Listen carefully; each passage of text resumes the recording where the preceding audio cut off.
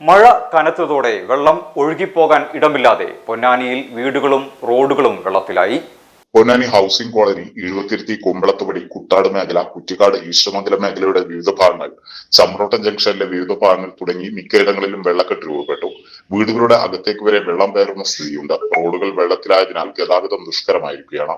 നഗരസഭയുടെ മഴക്കാലപൂർവ്വ ശുചീകരണം കാര്യക്ഷമമല്ലെന്ന് നേരത്തെ തന്നെ ആരോപണം ഉയർന്നിരുന്നു. മഴവെള്ളം ഒഴുകിപ്പോകാൻ കാര്യമായ സംവിധാനങ്ങൾ ഒരുക്കണമെന്ന് മാസങ്ങളായി നാട്ടുകാർ ആവശ്യപ്പെടുന്നുണ്ട്.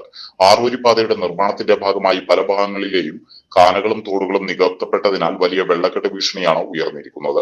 വെള്ളക്കെട്ടിന് അടിയന്തര പരിഹാരം കാണണമെന്നാവശ്യപ്പെട്ട് നഗരസഭയിലെ UDF കൗൺസിലർമാരുടെ നേതൃത്വത്തിൽ നഗരസഭാ സെക്രട്ടറി ഓഫീസിൽ സമരം നടത്തിയിരുന്നു.